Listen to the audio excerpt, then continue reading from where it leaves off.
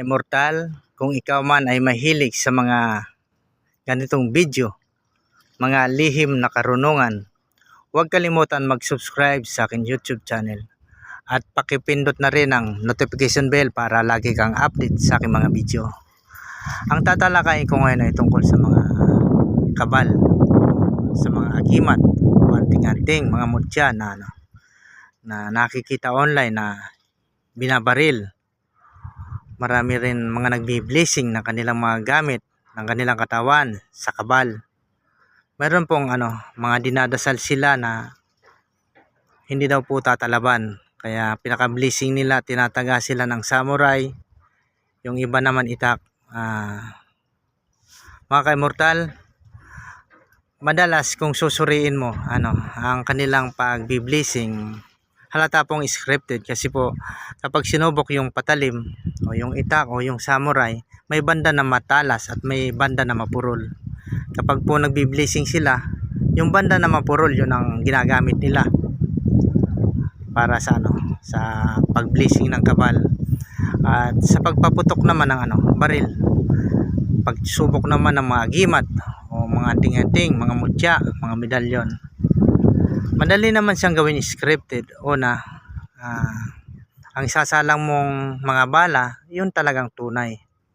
Pero kapag gusto mong papaniwalaan yung mga nanonood na meron kang pamigil, pwede mo siyang yung bala alisan ng pulbor saka mo ibalik tapos isalang mo. Pamigil, hindi puputok. Tapos kapag ikinasa mo siya uli, puputok na dahil yung kasunod niya may pulbora na. Kaya po mga ka-immortal, kapag yung mga agimat o anting-anting, kapag sila po ay nag-testing, halata po na scripted. Pero kapag po ang kanilang mga agimat, mga mutya, mga anting-anting ay sa iba na nila pinasubukan at hindi nila kaibigan, tinatalaban po. Dahil yung pong mga medalyon na yon, kawalang po yun ng tao na dinasalan. Madalas nga po ang sinusubukan ng mga medalyon ang mga antingero ay madalas makakaliwa, pero ang kanilang mga dasal puro sa maka-Diyos. Yung Abaginong Maria, Ama namin, yung sumasampalataya, credo, sinalin lang po ng Latin para maging kapanipaniwala. Mga ka-immortal, kung ikaw man ay may agimat o anting-anting, napakadali pong subukin para po hindi masabi na scripted. Pumunta ka po dito sa dalampasigan, sa dagat, tabing dagat, sa mga batuhan. Magtanggal ka po ng tsinelas o ng iyong sapatos, saka ka po lumusong dito sa batuhan at i-video mo. Kapag po ikaw ay hindi tinalaban, nasugatan ng iyong paa ng mga matutulis na bato, ng mga corals, ng mga bubog, 100% ikaw ay may agimat sa kabal. Ikaw ay may anting-anting sa kabal.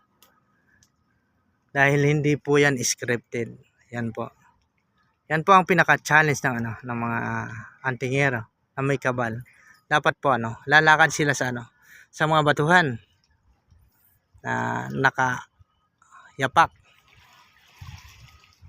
Yan.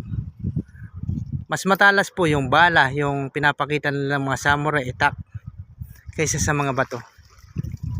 Kaya po hindi tumatalab yung samurai, yung itak dahil po may daya. Dito naman po sa mga bato, sa mga corals, hindi po siya matalas pero wala po siyang daya. Ayan. Ginawa kong video na ito hindi para mambas o hindi para manira, kundi para ituhid yung katotohanan na iwasan natin mang-scam sa paggawa ng mga video. Huwag natin tayong manloko o huwag natin lolokohin yung mga nanonood sa atin. Mga ka-immortal, salamat po sa panonood sa aking YouTube channel. Mabuhay po tayo. God bless you all. Salamat po.